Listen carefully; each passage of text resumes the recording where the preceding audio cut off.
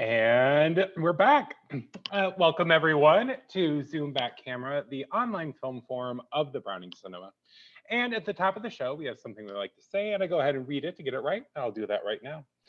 During these uncertain times that have moved us out of the physical Browning Cinema and into a virtual one, our thoughts are with those battling the virus, battling isolation, battling precarity, and battling the fear inherent to this moment.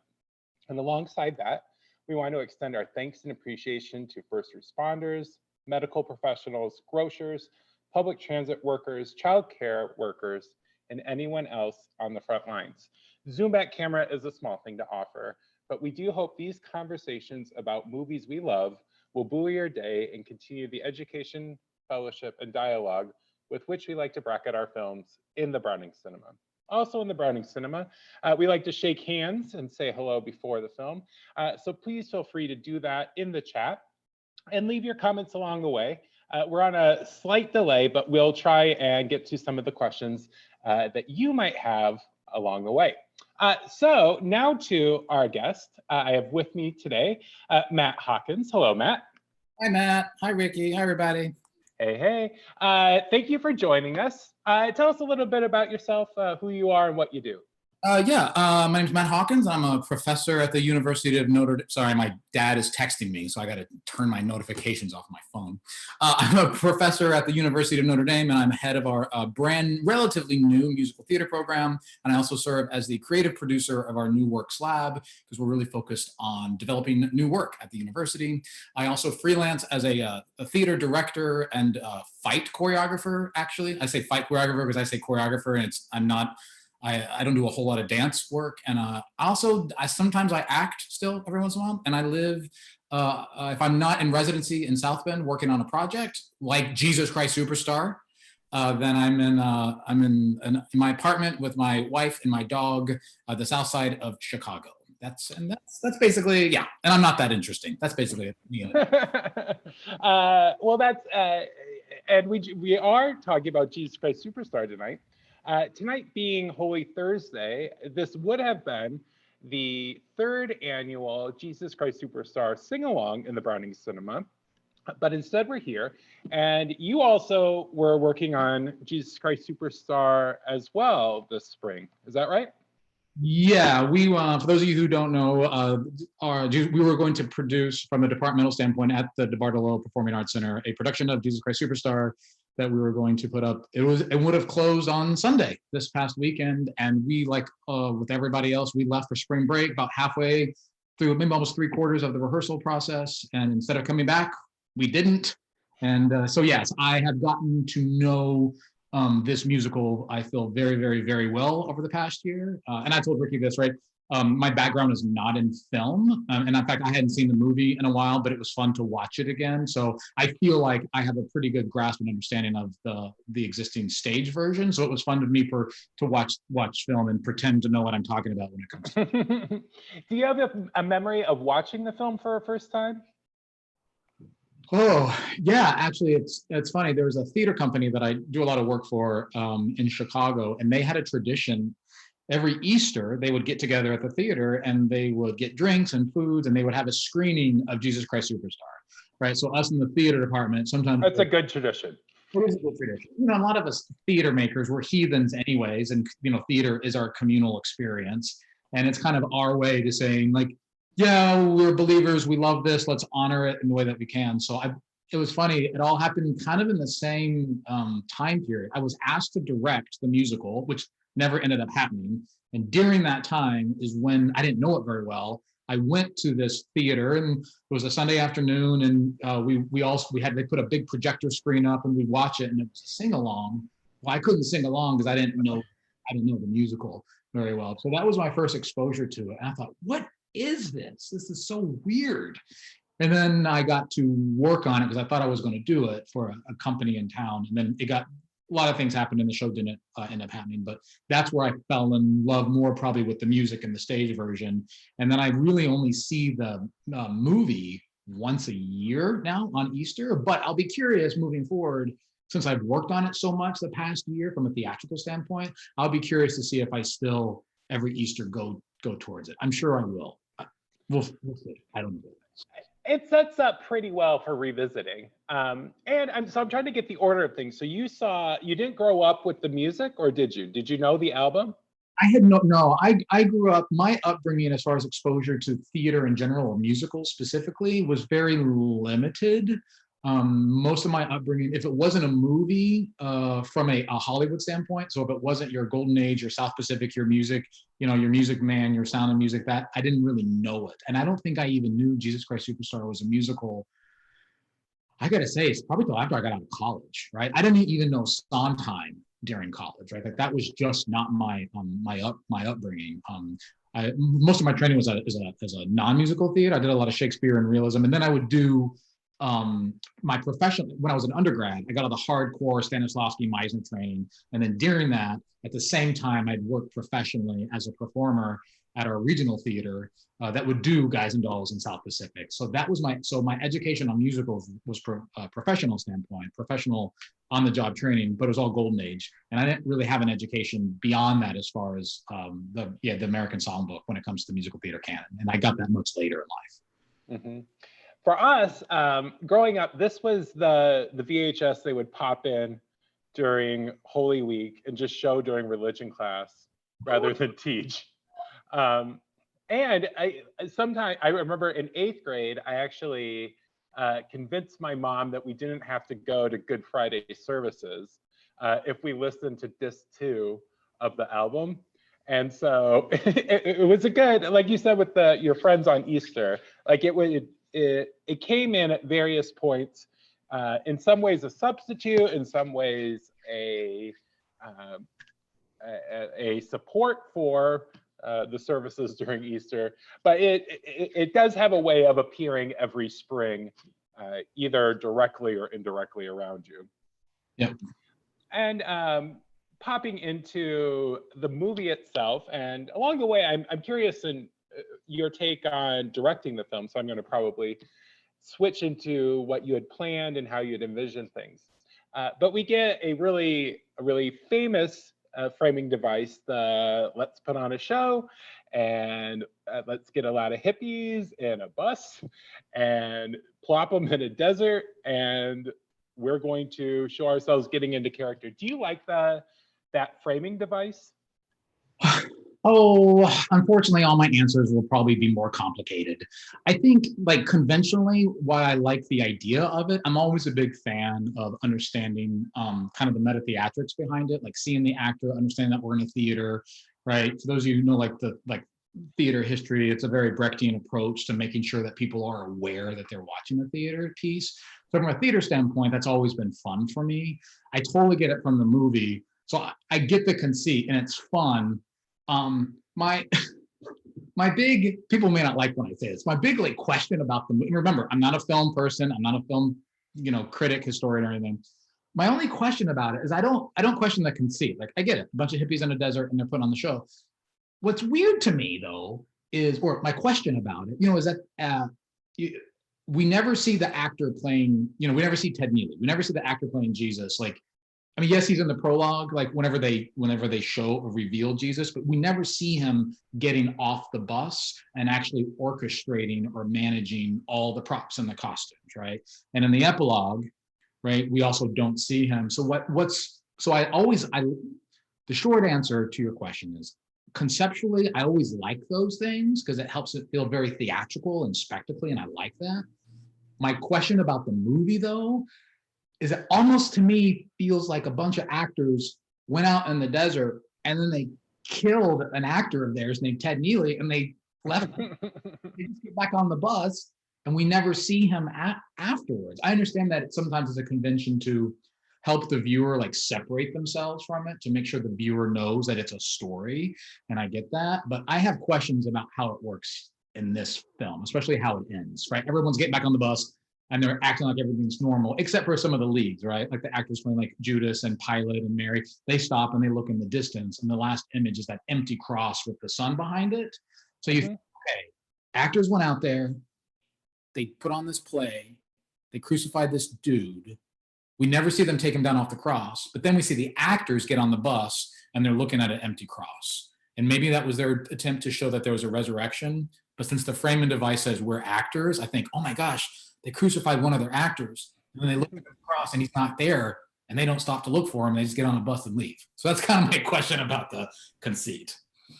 There is I guess one way to think of it is I'm mixing odd things into religion, but there's almost a seance element, like that he's not part of them, that he appears, they're able to bring Christ into this world, and then he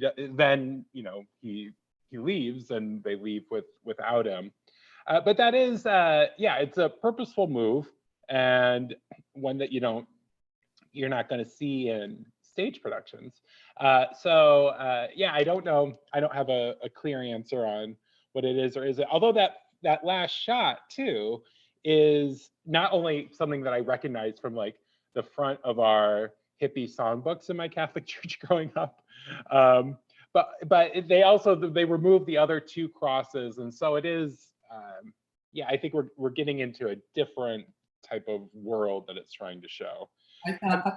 And I mean, that's the thing I try to acknowledge, right? When was this movie? 73, 72, 73? Yeah. Right? It's very clear, like, this is in the age of the Aquarius, of hair, right? Godspell's going on. Like, it's just, you talk about the seance, right? Like, it's very clear that there's a communal, like, hippie experience that's happening. But I do agree, is the story what they're trying to tell is this communal hippie experience of actors create the idea of Jesus, right? Because that's interesting. And then at the end, one could argue that it's actually about the actors having an experience, right? So I think I talked myself into maybe why they made the choice. Okay. And you didn't use a framing device like that, like for your show? Did you just hop into the general narrative? Yeah, and that's what's really fun about the musical from a stage production, or even if it's a movie, if for those people who are listening or watching, the libretto is very thin, it's very anemic. What I mean by that is, like, it's just the text of the songs, and that is it. There's no settings, there's no stage directions, there's no anything. I personally enjoy that because it gives it tons of freedom, and it really challenges the director to almost act as an auteur to make conceptual choices. So with that, like the overture, right, in the movie, is just that bus driving into town. But for us, with the stage production, you got to start the narrative right then and there. And our framing, the framing device was, this show was happening right now, right here, and we dove into the reality of the narrative as opposed to framing it as from a meta theatrical standpoint. We then get our first, after the overture, our first number is Heaven on Their Minds, Judas's big first number. And are you familiar? I love the zooms in. Did you ever watch Mr. Show? Oh, 90s? David Cross, Mr. Show? Yeah. Totally. Do you remember Jeepers Creepers Semi-Star? What was that? Jack Black is the slacker who plays. I remember Jack Black. You have to refresh my memory. Oh, well, I bring it up because they parody various things in the movie, but one is this zoom in where they take it in like 12 times or something. So a really great zoom in. And then we get Judas's big number. And something I've seen, at least, well, in recordings and on the stage, is that sometimes the show is framed more through Judas. Sometimes it's framed more through Jesus. Sometimes it really is, Judas's time to shine, and others put it more on Jesus. I'm curious how you see that in this movie, or how you thought of how you thought about those two kind of options. And granted, they're not mutually exclusive when you were putting your show together. Yeah, it's so interesting, like you bring this up. I struggled with this a lot when I worked on the theatrical production, and I also think the movie struggles with it a little bit. And I think the reason, and I think it's the structure from a dramaturgical standpoint, it's like, what's the inciting incident and whose story is it and who changes the most, right? Not to get nerdy on people, but that's kind of the question, right? Structurally, at least with the movie, the kind of the stasis is all these people doing this thing, and the inciting incident is like Jesus is there. But then really the inciting incident is Judas is separating from them, right? But then the challenge is Judas is basically, by the time you get to Act 2, ousted. So like, how do you, unless you bring Judas back in the very end, which is what we actually discussed. Now, full transparency, I had a couple of different ideas for the end of our theatrical production. And because we never came back from spring break, we never got to try them out, right? So the way that I direct is I've got a lot of different ideas and I need to see them and try them. Our conceit was that it was more of Judas's story, because in our conceit, the overture is about watching the experience, and the first person to sing is our storyteller, almost narrative, like narrator, who is Judas. So Judas is singing to the audience, oh my gosh, my mind is clearer now. I see what's going on. And then we kind of track Judas through the show. And then for our production, then to tie that up, we make sure that the plan wasn't necessarily to do a resurrection, but we would see Jesus in heaven. So we knew that at least he went to heaven. I'm not saying we did an actual resurrection, and Judas would be present there as well, right? So just to make sure we are talking about, which I know is very controversial. People have opinions about that. And I can talk about the Dante has some thoughts on it. Oh, Dante does. I think my disclaimer is I had a couple of different versions in my head, but we never finished it. But some of those versions included addressing the Judas-Jesus relationship. So I don't think they're mutually exclusive. And I think the reason why it's a challenge is how dramaturgically it's how it's written, right? It's how it's written. And I think that's a challenge, especially in Act 2 when Judas disappears, narratively. For people who know about playwriting and playwright 101, they're like, oh, this structure is tough. Like whose story is it? Who are we following? So, but we tried to push it as Judas as the narrator talking about this experience, their human relationship with Jesus. Sorry, I didn't really answer the question. Also, because we never finished staging the end, right? We never did it. So I don't really know how I was going to package it, to be honest. Popping into then what's the buzz in the, I don't know if this would be a cave or a catacomb or what, but under subterranean, what's the buzz? And I love the hubbubbing of the apostles. They play it big and they play it flat. And as I have a friend would say, like it's in Nebraska, it's big and flat. And how do you work with groups like that, like 12 people who, they are all college students, they're out there shining, but also like getting them in order. How do you manage a crowd like that? Yeah, it's not easy, to be honest. I will say, like, this will probably upset people too, but as a disclaimer, like for the most part, I don't care for musical theater, like the broad flat stuff. That's really hard for me to get into. I'm so much more interested in the psychological state of them, like what they are doing as people and their human behavior and the need to act. You can slowly blow that up and make that theatrical and make that larger than life. But when you just come out and show me dance number and hubbub, I just don't care. I think you can get to hubbub and dance number if the window or like the rabbit hole in is look at these people dealing with these things and it slowly grows. Then I'm on board with everything. But it's really difficult for me to like start that huge. That's my personal aesthetic, right? Mm-hmm. As far as like working with crowds, what's really interesting is crowd work, which I either call like ensemble or chorus or these apostles.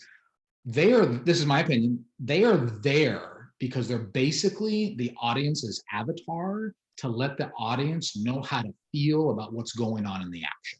So if you think about any straight theater piece, musical theater piece, somebody on stage does something. If the crowd around them laughs, then we all know that person's funny. If the crowd around them gasps, we all know that something they said was breathtaking. So the ensemble is people are like, oh, I'm in the chorus of the show. A lot of times the chorus is the most important aspect of a show because it gives you like a macro worldview of how they feel about the actor or the action or the character. And that allows the audience to go, oh, they're moved by that. So I just want to say like the utilitarianism of a chorus is huge. How do we deal with that? It's very difficult when it comes to timetable because I don't have an opportunity. I can't micromanage every actor in chorus. Like, I need you to look there, move there, do this. So what we try to do is there's a lot of different techniques, but basically what we really try to do is I just try to build the given circumstances, right? And this is what I mean about going back to the people. Like, okay, who are you? What's going on? We're a group of people. We're the apostles. We're the disciples. How long we've been together? It's all that kind of like that artsy fartsy stuff that people kind of scoff at. And we don't need the audience to know like everyone's backstory. Like, we don't need them to know, right? Like Peter was picked on the first day of the month in November, and then 3 days later, Matthew was like, we don't need to know that. But if those actors know that, then their imaginations start to build, and then they know how to react through everything. So I talk through what I call the macro journey of the group. So for our production, it was like, okay, in the beginning of our show, this is where the group is, and then this happens, and then this happens, and this is how we feel about it. So I give them like point A to point F, to point O, and then it's really their jobs to like emotionally figure that out. And then hopefully, and a lot of my juniors and seniors who have a lot of experience kind of help lead that, because a lot of younger actors, they just learn by watching someone model for them. Then if they know how they feel or think about it, then that will dictate the blocking, right? That will dictate how they move, how they physically move. Now, I might say, hey, group, start over there. And by the end of that verse, can you all be over here huddled around? And then they have to figure out how to get there, right? So it's engaging in their imagination, making sure the actors know the story of the group, right? When you have a chorus, normally you want them to have a hive mind. You really want them to have the same sensibility, just for simple theatrical storytelling tools. Then maybe one person jets out, has a different opinion, but it's more about, this is the imagination of the group. This is how we get there.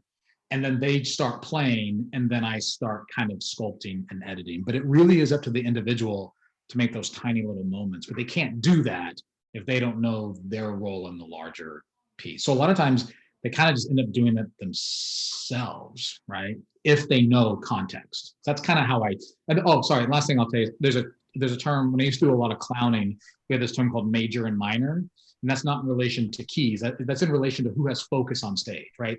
Or who has the ball. So if there are 20 people on stage, and an audience is looking at you and you're not the focus, that whole group better be looking at that actor, right? So they're like, so the whole group is like, that person's major, now that person's major. And so they help actually direct they kind of like help direct the visual focus for the audience. They almost work as a director's editing tool, right? Because as a director, I want the audience to look over there, then I want them to look over there and over there, and the chorus helps do that.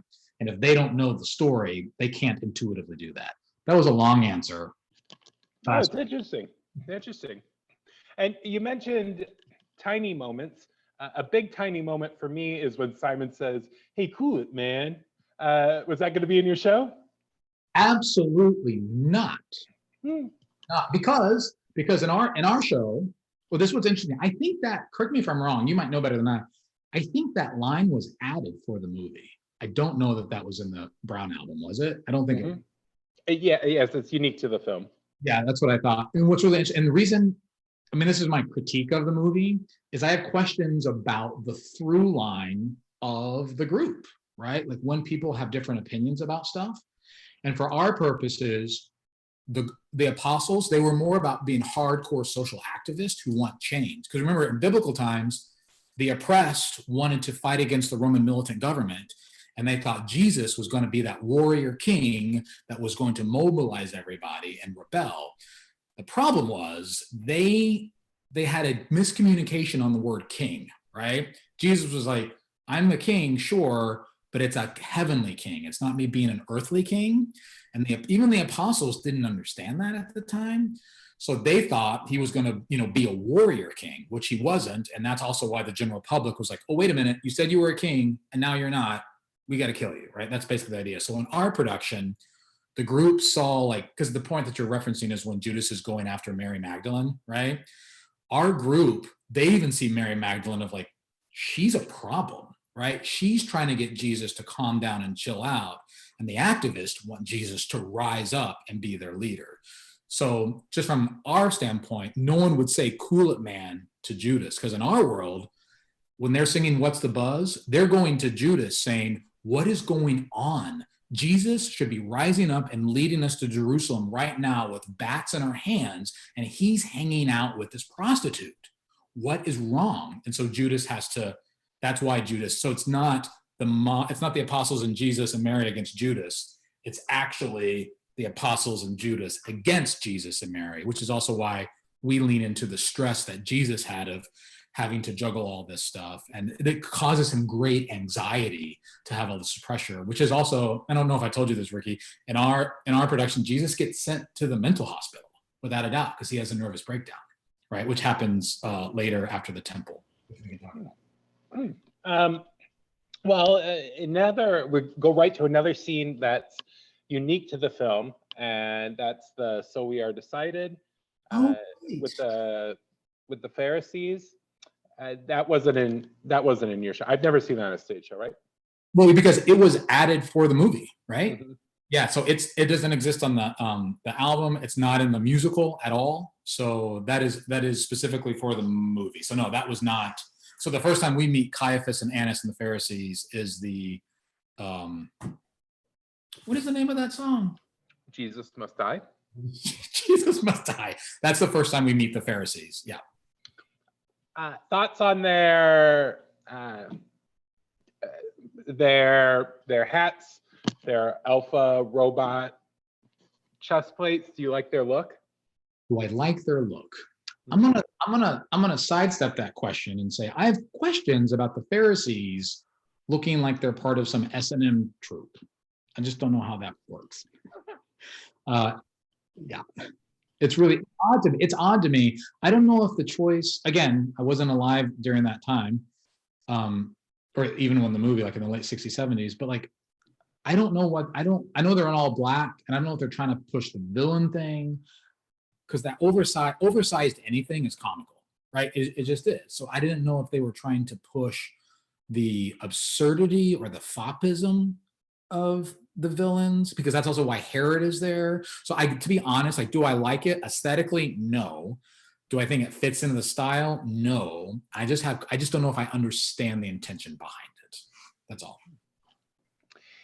And Mary's first number, she has few numbers, and there aren't a lot of female parts in this. And one of Mary's rare moments to shine is "Everything's All Right." Do you like how they build her character through that song? How it sets up the Jesus and Judas relationship? Yeah, I do actually, and that's one of the moments like I kind of like about the movie, because it actually gives her. For those of you who like do a lot of theater or know, like we talk about always wanting to be active or always wanting to be or doing something, and a lot of times the movie is just right Judas wandering the desert singing. Right? It's like what are we doing? So it's interesting for her. Everything's all right. She's actively trying to get everyone to be cool and not fight. And I appreciate that. And the role of Mary too, you know, I thought they did a pretty good job of keeping her present throughout the whole thing, even in some of the ensemble scenes later. I thought that was interesting to keep her part of that, and her to be an outsider. So yeah, I always like it when I watch a musical number and I know what they're like, what they're actually doing, as opposed to just singing a pretty song, doing something. Right. So I appreciate that from an intention standpoint. We had a question from the crowd. Did you see the John Legend NBC live musical? Did you purposely avoid it? Just briefly, did you see it, first of all? First of all, I did see it. I saw it later, and I saw it in pieces because people kept sending it to me, but I did not, on purpose, I did not sit down and watch it from a research standpoint. So I actually don't. All I really remember is Alice Cooper, right, as Herod, and I remember like all those. I could go on a tirade about, and I don't want to derail us tonight. But the broadcasts, as great as they are to expose people to musical theater, I'm all for. I have a lot of concerns about it's rarely about the story. It's actually about the audience in the room watching the thing, right? JCS wasn't as bad as like The Rent was, where it's like story, they didn't care. They just want the camera on the audience to show the concert. And JCS did that a little bit here and there, but I have concerns about that in general. And you also have a lead baritone singing the role of Jesus, who was not a baritone, which I get why they need ratings and numbers and all that kind of stuff. But the short answer is I saw bits of it, but I did not watch it fully through. No. We then get Jesus into the city via a Hosanna, a melody that comes in often through the show, a great freeze frame on "Would You Die for Me." I do like the filmic moments in this movie, and that's one of the first, and so for me, one of the better ones. Yeah, I agree. And Simon's song in the with the people appearing and flipping and doing this and that. Did you? I mean, this for me is like the hippiest moment in a pretty hippie movie. Did you? Well, what do you think of the scene? This is a classic example. Again, disclaimer, my opinion, right? Mm-hmm. It is. I feel like what they did very well is they made a really awesome dance number right in the middle of Act 1 that was there just to energize the momentum of the evening. And that's about it. If you were to ask me what was the narrative to the movie, couldn't tell you. I couldn't tell you, right? If you go look at the libretto and the text, because what we did differently was we started like that of Christ, we love you, you know we love you, we know you love you. But Simon has this amazing text that says, I'm going to butcher it. I don't have it in front of me, but basically says, these people will do anything for you. They love you. They do anything for you. So take that passion and then you want to add a touch of hate. That's what you want to do. And that was a game changer for me. I was like, oh my gosh, whoa, what is Simon saying? And if you know the biblical historical record, right, Simon the Zealot, right, was the one that was prone to violence, and that, or at least using violence to go towards extremist means. And so when I saw in the movie, like, never got that, right? It was just a super fun song. So for our version, we started there, but when Simon says, hey, what you need to do is take this passion and add a touch of Rome, that's when Simon pulled out a lot of guns and passed them out to everybody. So we need to add a touch of hate because we're trying to rise up, right, Jesus? Right? That's what we're doing. We need to fight, and this is how we fight. Then right after that, Jesus says, you guys don't understand power. You think this is power. This is not power.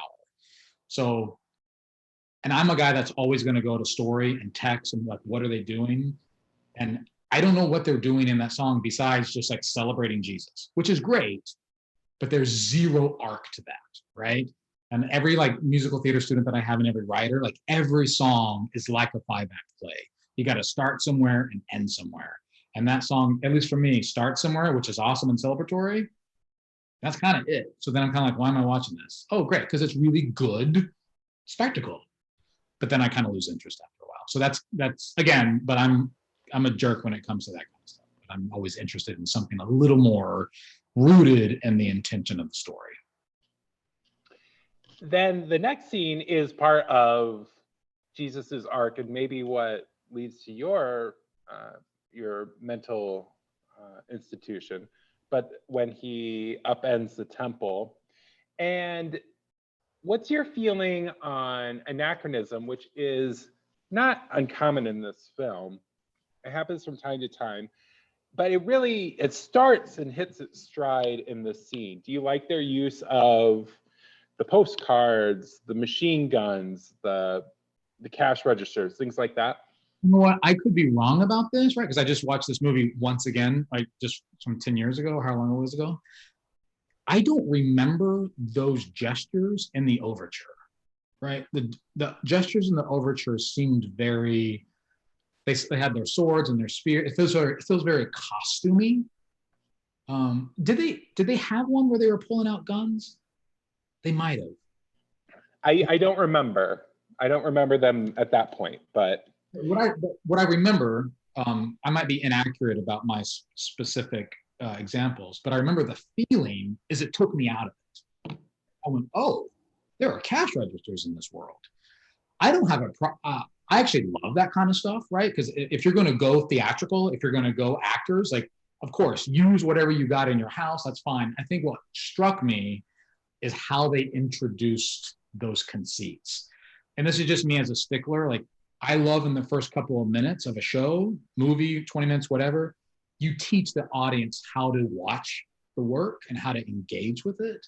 So when you don't see anything modern, a technology or anything in the first 20 minutes, and all of a sudden you throw that in there halfway, that it just takes me, basically, if it takes me out of it, I have questions about it. But then in the same voice, I'll say, I also love it when like 3/4 of the way through, somebody does a 180 and breaks all the rules, right? So I like the idea of anachronism, but I just had a question about how they rolled it out in the course of the film. Yeah. And they do pass out guns in the beginning on top of a bus, which is its own anachronism. But I understand that it is, they plop it here. And I think they're trying to, they tie modernity to evil generally in this movie. Is that true? I didn't think about that. Is that true? Well, think of Jesus. He is, they're in Gethsemane, they're not drinking like Tang. Like, they have earthenware and things to that effect.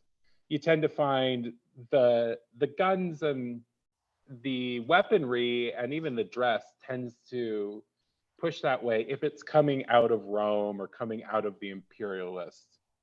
That is true. It's coming out of Rome, because if the modernity thing was the evil, I know there's a lot of criticism about the Pharisees and what their role is and like the roles of extremists. But then I guess the question is, were the Pharisees evil, and would they need to be? Yeah, I don't know. I hadn't thought about it like that. Just the modernity and the evil thing being synonymous. That's interesting. The leper scene, then, which is again another recurring theme. I'm just curious, like briefly, who were your lepers? Like, what was the stand-in? We did one of those big cast quick changes, right? So from an academic standpoint and also production standpoint, we had to make sure our ensemble basically doubled as everybody, right? If they're not part of the principals. So the majority of our apostles were also the angry mob and were also the lepers. And since we had a very modern take on it, all of our lepers, they look like, for those people who are watching, right? Like I'm in a city right now, and we've got a lot of challenges with like low socioeconomic and homeless people, and vets. Every time I'm getting on the highway, there's always someone that needs help with change. They've got their signs out. So the lepers, it wasn't a literal interpretation of lepers. So from a creative standpoint, it was a representation of all the people who are at the bottom of our system in our country. So they are the cripples, they're the war vets, they're the people who don't have health care, who are on the street. So that was our lepers, like in general. And then we just did a massive quick change. So after the temple, everyone ran off stage, became lepers. And we did a very heightened theatrical thing where like they were all crawling on the ground, and it felt like kind of like a zombie apocalypse coming at them, because it was more of Jesus was feeling the pressure of all humanity wanting him to solve their problems. And at first, talk about narrative, he's like, oh, I want to heal you. I want to heal you. And then by the end, he's overwhelmed and he can't handle it. The next song is one of Mary's trifecta songs. I Don't Know How to Love Him. Were you going to have the pan flute melody? Were you having an orchestra in this? Yeah, we're having a pretty large orchestra. Yeah. Pan flute? Did you have the pan flute? Pan flute? No, we did not. We did our best to update it to make it sound as modern rock as possible. Like that was from a composition orchestral standpoint. And that song was her sitting in the hospital room with him. He just took basically his Xanax from a hospital worker, and he lays down, and she just sits there next to his bed and sings to the audience about not knowing how to love this man. We're back on the anachronism line of things with Judas's blood money. So this is a scene when we do the sing along. You get people who have a very religious experience with the musical. You have people who like the campy elements, and when the tanks arrive, there's inevitably people who laugh and people who shush them. To the point I was thinking like, oh, if we could kind of have one group sit higher up and the other sit to the other side of things, it may not be a problem. But when those tanks roll out, what does it do for you? You know, I said it a while ago with like the cash registers. And please hear me, I'm the worst audience member ever, because when I watch stuff, it's always like, why are they doing that and how did they do it? So for me as a creator, I went, how they get all those tanks organized? And they're filming in, are they in Israel? Is that where they filmed the movie? I believe so. I'm like, how did they, whose tanks are those? Like what military, how did they, and they lined them up. And so that's what I think. And I will say it is out of nowhere, right? Like it's out of no, and I understand the anachronism. And unless you know the show, I have questions, and I know the musical can either be plot driven if you want to do it, or if more of a composite, but it's not real clear on like, who are those tanks? Who's driving those? What's going on? What's the intention? Is it the infiltration of the Roman militant government trying to come in and, suppress the Jews? Like, what is that? That storytelling is just not clear. So one, storytelling, I have questions about. And then two, just from a protosorial standpoint, whose tanks are those, right? And at the end of that number, they got that flyover too, right? Once Judas says, oh, Jesus is going to be in Gethsemane, that's where you can find him. Then all of a sudden, they kind of look like fighter jets. They almost look like stealth bombers from afar, but they move as if they're like F-14-16s, and they zoom over. So now all of a sudden it looks like he talks to so he's being threatened by the maybe Roman government with tanks. He goes to the Pharisees. He tells the Pharisees the deal of where Jesus is. And then they call the Roman government and they send 2 fighter jets after him. Like, it's a really interesting, and I rarely see them. I mean, you probably know the film better than I do, but I rarely see them zoom out to show the presence of the Roman government, right? Like worldwide. So it takes me out of it, to be honest. It's super cool, but like how they do it. I think too, along with it, you have to find a way to make a wide open desert claustrophobic. And it happens in 2 forms. One is through the groundswell of people, which is more of the oppressed class. And the other comes through the Roman or whatever leadership is there. And so I think their way of saying, oh, there is a people pressure there that's collective, but there's also this technological element that's keeping them in. It's just a way to embody that and make a wide open space feel tight. And the other thing, I feel like how they manage that. Yeah, and I have to also remember, right, what at the time, seeing like, especially in the movie, like an African American actor running away from these militant presence, and after the war, like in Vietnam just ending, I'm just really curious. I wish I was there at the time. What did that audience in the early 70s? What did that image do to them? Like emotionally, how did that resonate with them? That's what I would be really curious about too. Yeah, and that's its own show, is unpacking how this is in conversation with the Vietnam War at the time. But it definitely, it registers still today. Like you can't separate that out. Flyover ends effectively Act 1. I'm sorry, I'm curious because I wanted to see your show. Were you going to have an intermission? Okay.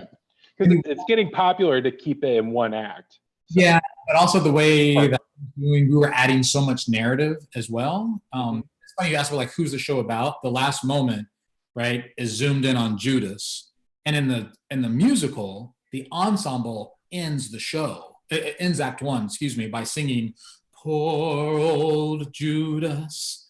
Good, right? That's what they're singing. Mm-hmm. Actually, like a zoom in on Judas sitting there with the blood money. And the ensemble it's kind of like Judas hearing that in their head of like the choice that they made. And that's how you end Act 1. Then in our production, top of Act 2, it starts with Judas at the table for the Last Supper by themselves. So we were really framing kind of each act as Judas's experience. Were you going to do the Last Supper tableau? I had it in rehearsal. One of my, and I'm also thinking about my audience at Notre Dame, right? I'm like, oh, the audience wants it so bad. Everybody wants it. Everybody wants it. And I either want to creep up to it and then like ruin it for them, or actually fulfill their expectations. So as we went into spring break, yes, it was like a half a second of here's the painting, and then we moved on. It's a very theatrical moment. But as of middle of March, it was there. Mm-hmm.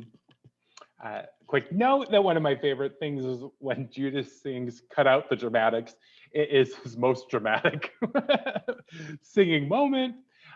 Jaded Mandarin, always the point in the Browning Cinema sing-along where people just shut up for a while because it's hard.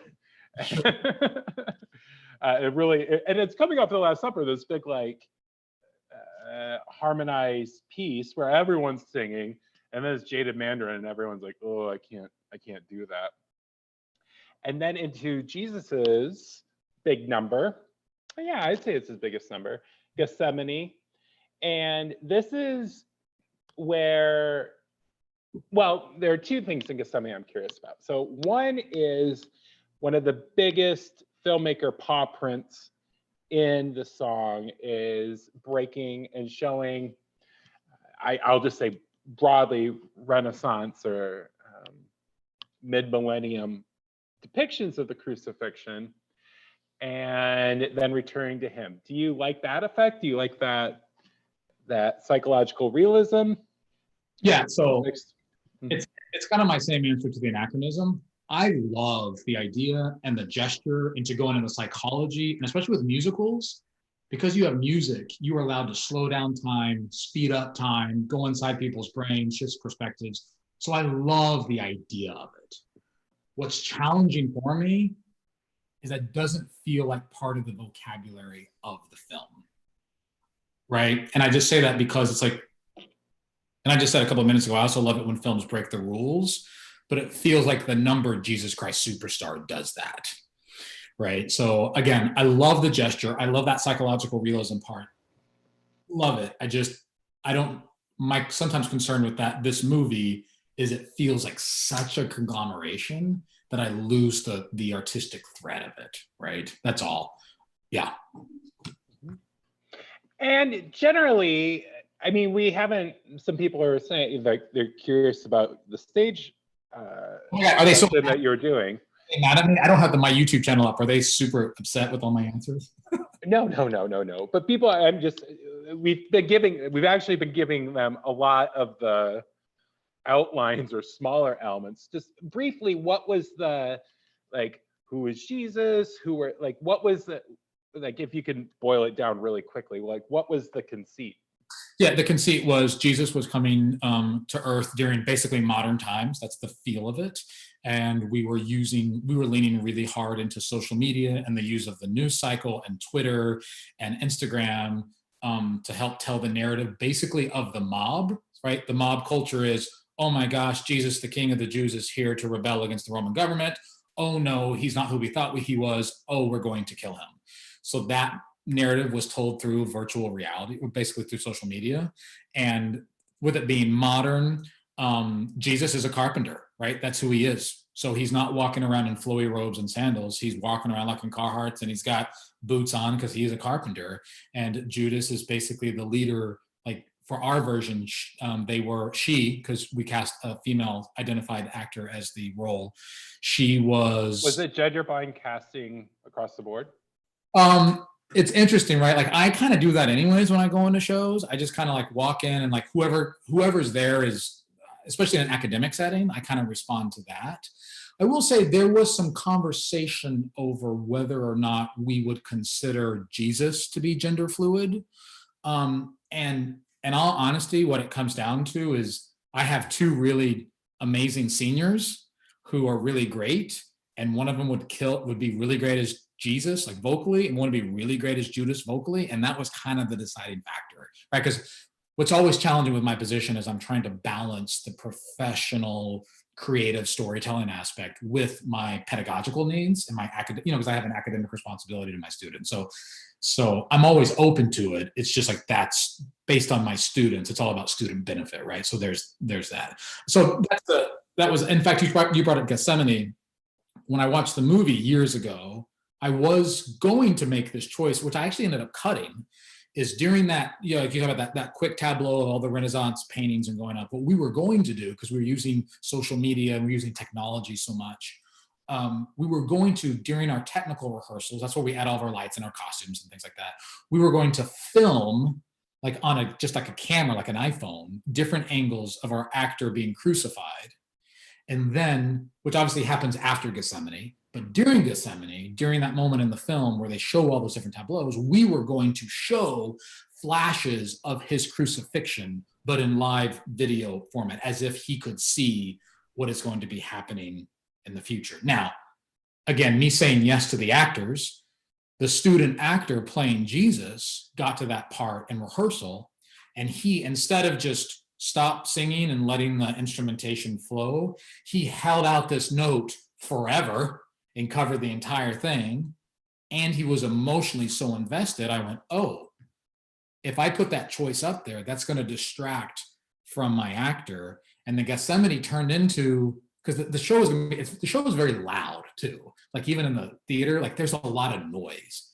Gethsemane was one of the few moments where every light's turned out and it's just like one actor, the downstage foot of the stage, one spotlight, and that's it. So there's not a lot of design support. And the actor playing the role, I felt, was strong enough to fulfill all those moments. And that's why, as a director, I went, that actor doesn't need design support. So I ended up cutting the idea.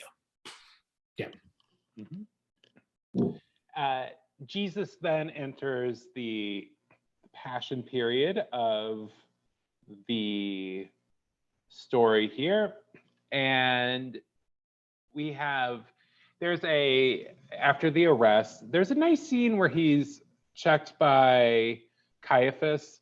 There's a lot of depth of field work that's happening. And Peter denies that he knew Jesus. And we then get to Pilate and Christ and the first interaction that they have. How did you view Pilate? He's someone who I think can get mired in being two-dimensional pretty quickly. How did you build up the character? And I'm saying he, I don't even know if your Pilate was a he or she. Yeah, he was a male-identified student. What's interesting is Pilate turned out, for me personally, to be maybe my favorite character in the whole show.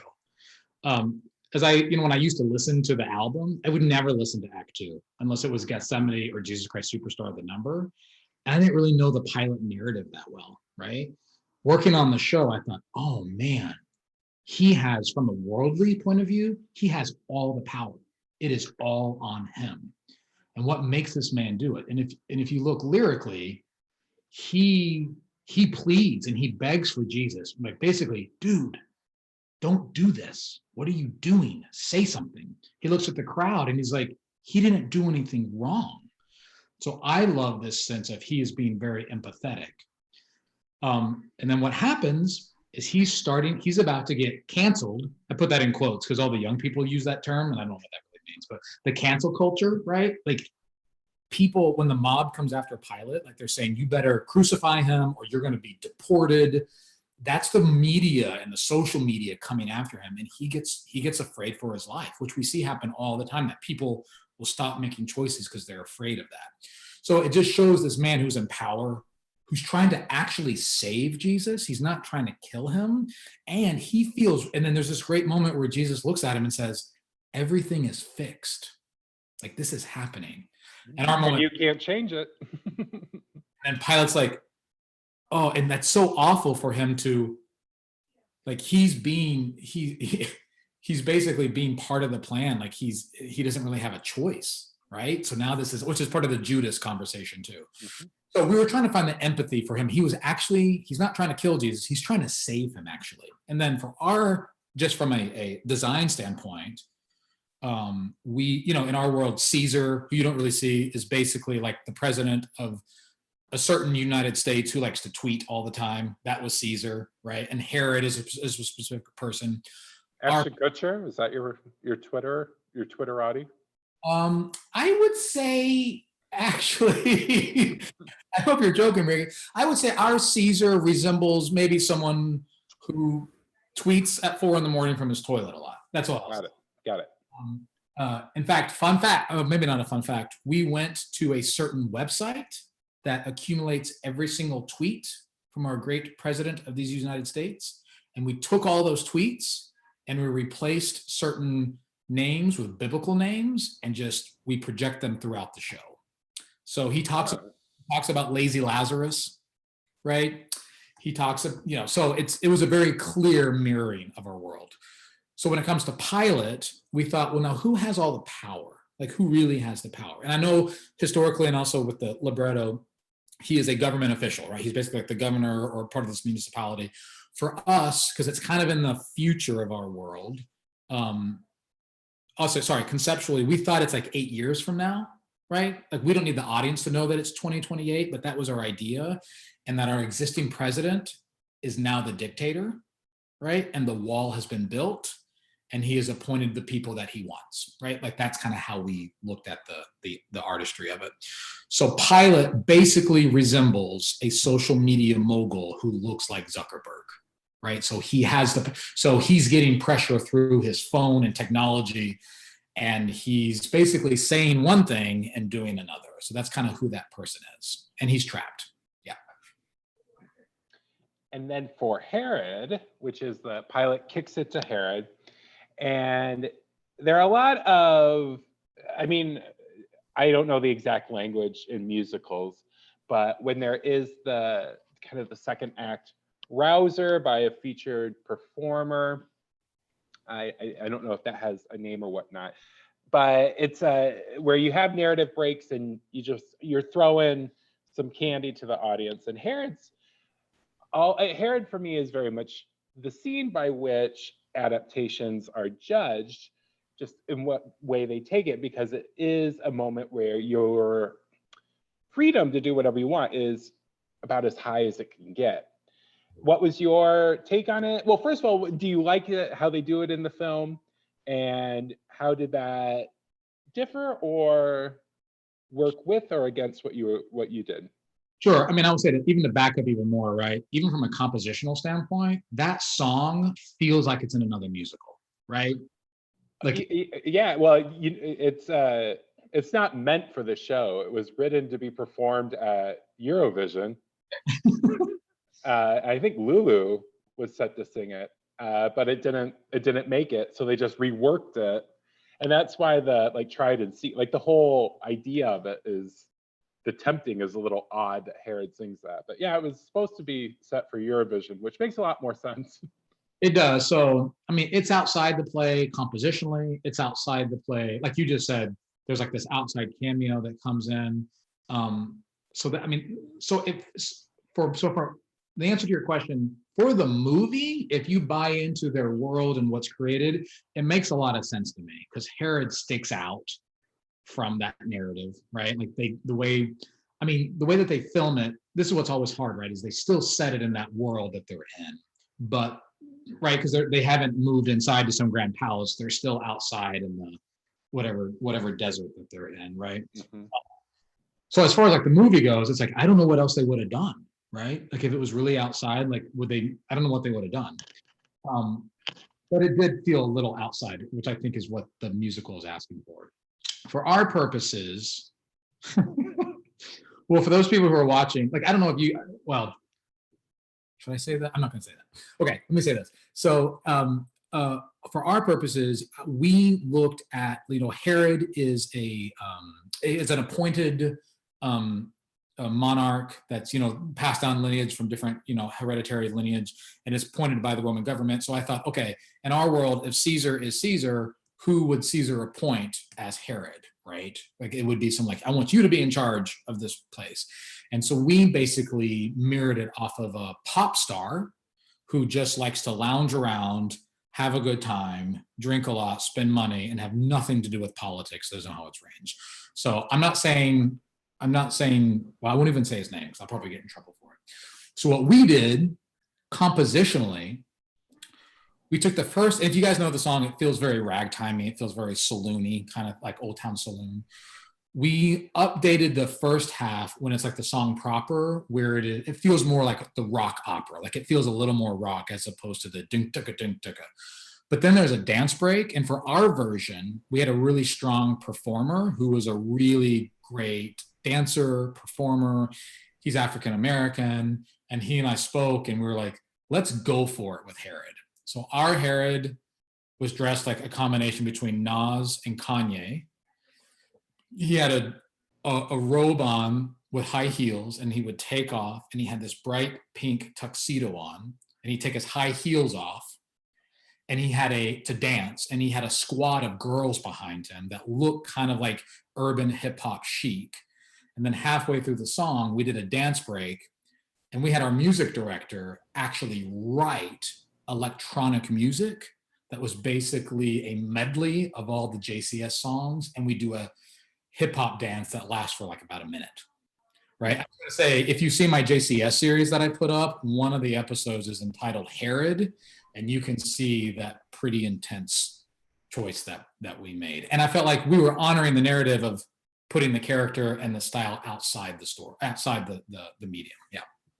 If people do want to check out some of your videos of the production, where can they find those? Oh, that's a great idea. What's hilarious is I'm doing this show about social media and modern technology. I don't even know how this works. I know that I have a YouTube channel now, and then I have a playlist. And I don't know how to get that to anybody. This is how old I am. I bet we could put it in the bottom of like underneath your YouTube stuff, right? Yeah, we'll get the notes, or I'll get the link and then I'll add it in the about section. Awesome. Great. And Can We Start Again, Please, that was written for the movie as well, I think, right?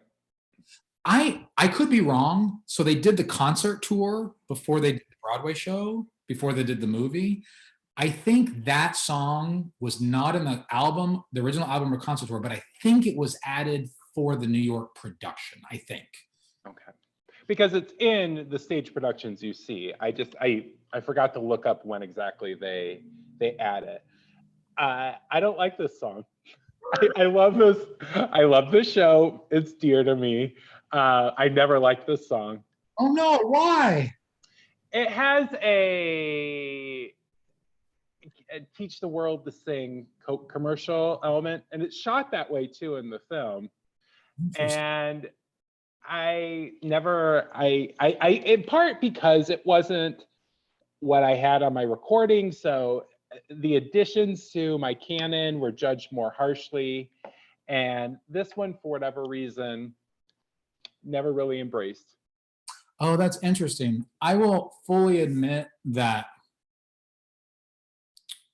I mean, I might have been swayed by my cast at that moment.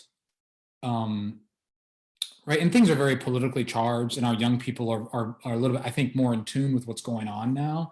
And that Could We Start Again, Please, at least in our production, it was about Jesus and things have gotten too far and he'd been arrested and things are being tortured.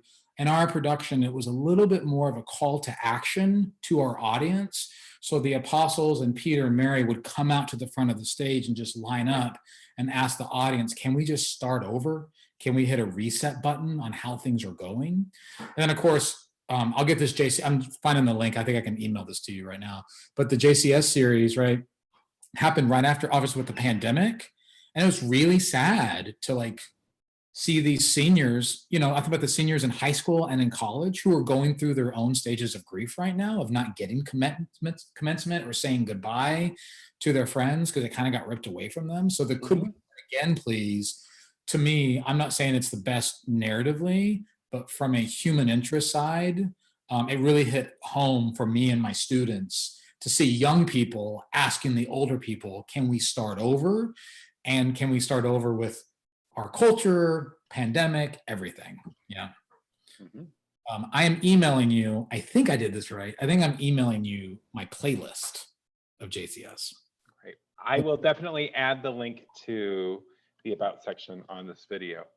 So in the final throes of what's happening here, we get Judas's death. I love the way Judas runs. It's the opposite of Tom Cruise. It's so it's so ineffective. But did you, the staging of Judas's death, how did you, like the recent production that was going around, they like threw the microphone over like the side of the scaffolding to connote the hanging. How did y'all work with it? Yeah, we actually leaned a little bit more into the reality of it. So what we did was the apostles basically at that moment blamed Judas for Jesus's arrest and now, ultimate demise. So there's a lot of bullying online. So you see the apostles going online. We did all this with projection and video. So Judas is looking at their phone, seeing all the hate tweets, all the hate text, all the hate stuff. And so then what our Judas does is sings their final song and they go live streaming. And what we did on stage was the actor, and this is also in the JCS series, I put Judas's death down to show like a mock-up. Judas then live streams their death. So they start singing to their phone and then we project what the is happening online on the stage. And then you see Judas leave the stage and the other apostles walk in looking at their phones. So they're all looking what's going on here. But on the back wall is you see Judas like this, singing to the camera. And then we follow Judas up some stairwell, something's going on. And then all of a sudden on the back wall, we see all the apostles. And all the apostles go, wait a minute, why do we see ourselves? And then they all look up. And Judas is actually in the catwalks of the theater. Right? Audience can't see that, but we see the video and we see Judas there, put the chain around their neck, jump off of something, and then a phone falls from the ceiling to the stage floor. Right? So we're really embracing this online bullying. We're embracing the social media and unfortunate suicides that, which I know it was a really difficult, when I first described it, I'd gotten used to it. I'd almost been desensitized to my own idea. But every time I talk about it, it's such a sensitive subject. And when we filmed it, it's super, quote, cool. Like to see, like our designer did such a great job with making it look live stream and people could comment, right? You could see other people saying, burn in hell, Judas, you're a traitor, where are you going? And there was something novel about the technology. And then you realize, oh, wait a minute, they're about to commit suicide. So it was it was pretty intense. It was a pretty intense moment. But if you look at that series, we did a mock-up version of it and you'll get to see what we did, but that's how we handled it. The next scene after that, well, you think like, oh, what can you transition to after something like a suicide? And it's one of the most famous deaths in history. So we have Christ before Pilate. This is a scene, I think of songs that I would not listen to that are compelling in the movie or the stage production. This is one of them, but it takes a little bit of work because the 39 lashes are really long and it's pretty boring. What did you do to move it along? It's interesting. You asked about Pilate. Those 39 lashes are a great microcosm of his character, right? So the 39 lashes, yes, we're watching Jesus, and we try to recreate it realistically. So we had two guards that had chains on Jesus, pulling his arms out to side, and there was a guard behind him with a real whip, whipping him. So we didn't do a theatrical gesture or nothing like that. You do the red paint. No, the whole show was basically all set in reality. And if there's anything theatrical, it was through social media or the virtual world. So we didn't do any other theatrical gestures like that for this show. And then those 39 lashes is basically the emotional and psychological trajectory of Pilate, right? Where he's like, I'm going to be a strong leader. He's like, 1, I did it. 2, I did it. 3, I did it. And I'm going to get the crowd going. By the time he gets to 35, 36, in fact, there was a version where we cut the music out. And then he was just saying, 37, hit. And then he is actually, by the end, he can't even look at it anymore, right? So that's how so watching his emotional journey, because after whipping Jesus after like 5 or 6 or 7 times, it's what I call a hat on a hat, right? Like we're not moving the story forward. So it's actually about Pilate's emotional journey from being a strong leader to being broken at the end of what kind of man is he? Mm-hmm. Yeah. And after that, we get I do like the way this is structured when Superstar comes in when it does. And well, first of all, do you agree on that? Just having a spectacle that allows you space between these famous and very heavy moments, but also how I mean, was your thoughts, did you it pretty much align with how it's staged in the musical? Like, oh, you give them size, you give them scope, you give them epic. Yeah, and again, not to plug those JCS series, but you could check out what we did. But conceptually and narratively, we basically did the same thing where we turned it into a spectacle, right? We were going to shoot a music video with a drone that started at Touchdown Jesus on campus and go to the football stadium. We were going to project that music video in the space. And then halfway through the song, the curtain rises up and we had the marching band on stage. We had a whole new, we had almost close to 80 people on stage. So yeah, it's a celebratory moment that you just want to rock. That it feels like the musical is asking for you to rock out at that moment and to celebrate. Because you're right, the moment before was not fun to watch, and what's about to happen is also not fun to watch. Yeah. And the movie, again, these filmic moments that I think that I like is they cut before the big note. They don't give you that, and then they jar you going direct into realism. And Jesus's carrying of the cross, the stations of the cross are on their way. How do you show that?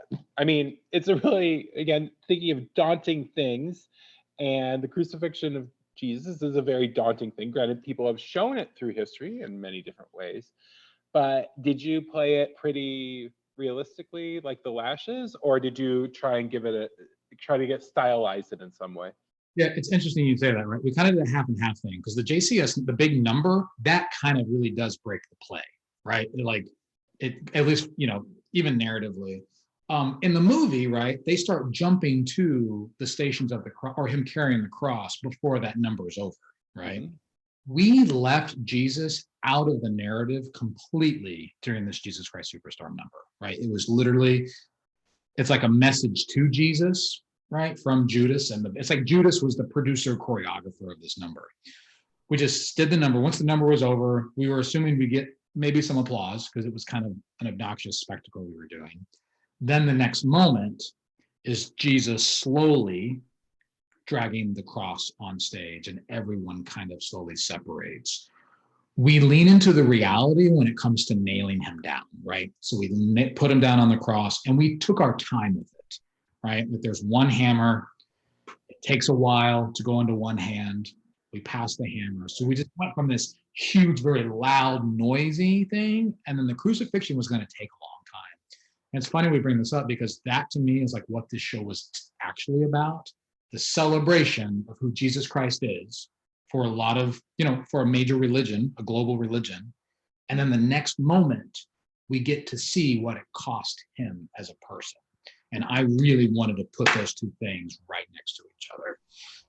So we lean into the reality of nailing him in, and it was silent and there was no music and he's screaming. Like you get to hear the pain of a man. Like it was not fun to even in rehearsals, not fun to even listen to at all. Mm-hmm. I would be curious once we had it all together, what would that experience be like going from the big Jesus Christ Superstar number to this really awful, awful experience and not letting people off the hook, right? Sitting in it.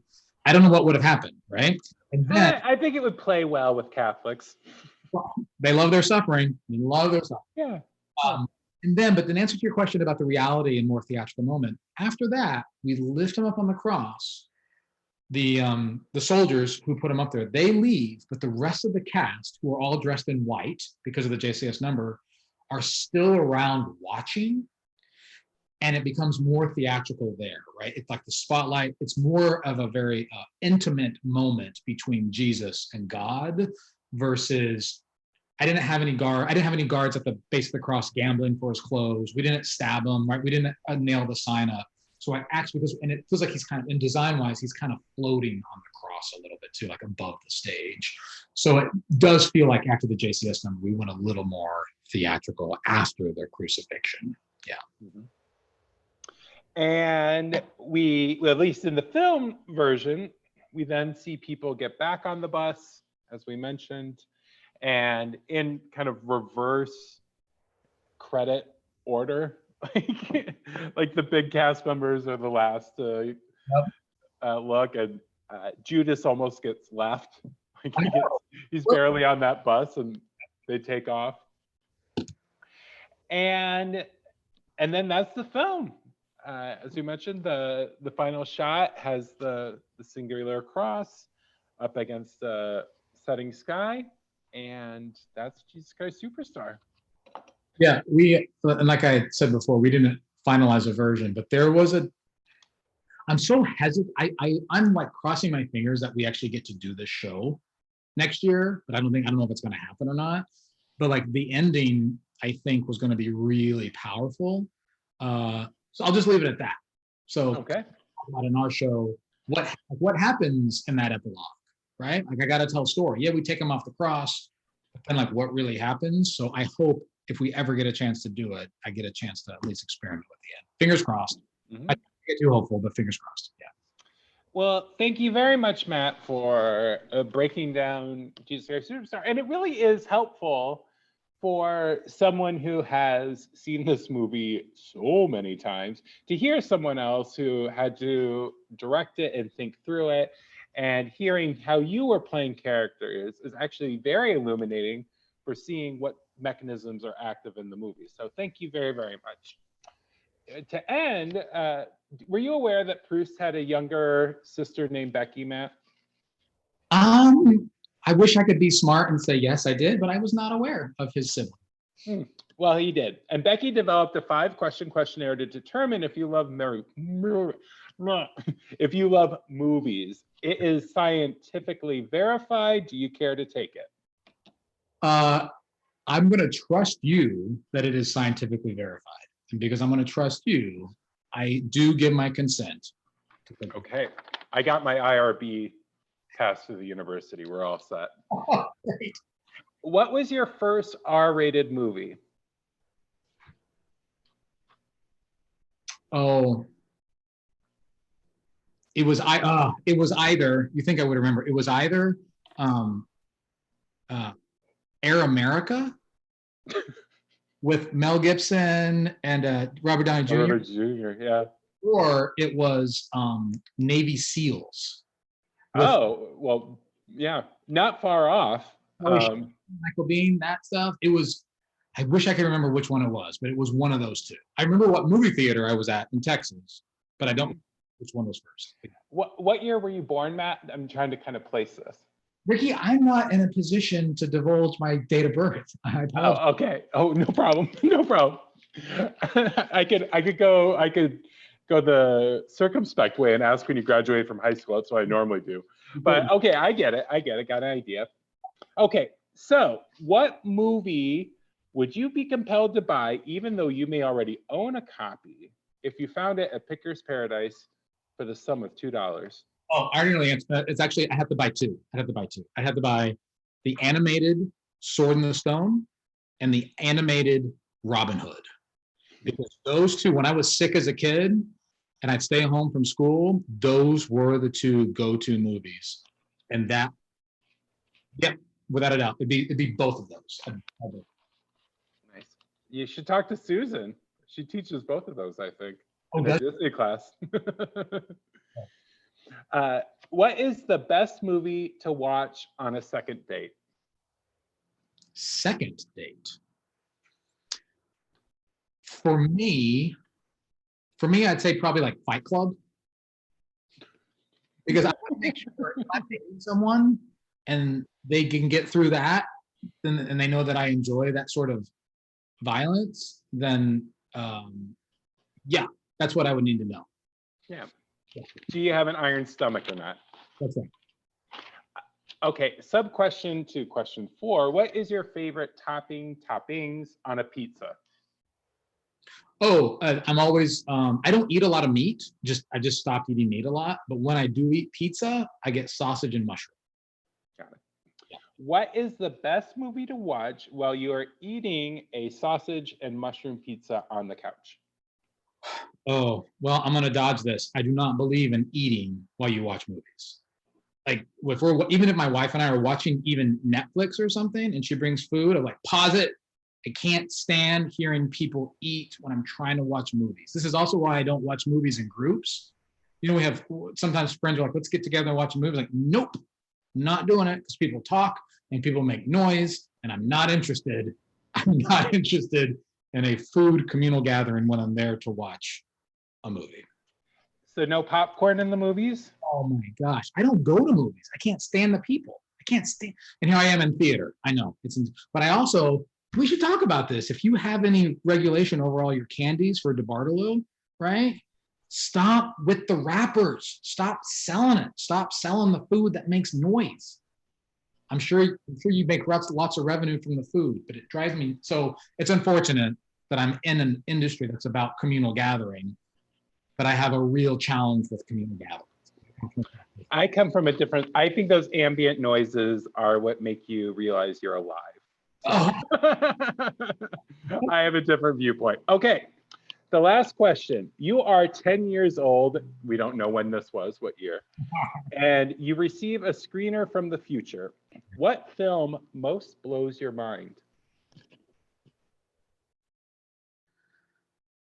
Oh, it would probably be, I know exactly what it is. It's either 2001 or 2002. It's a Korean film called Old Boy. You know Old Boy? Yeah, sure.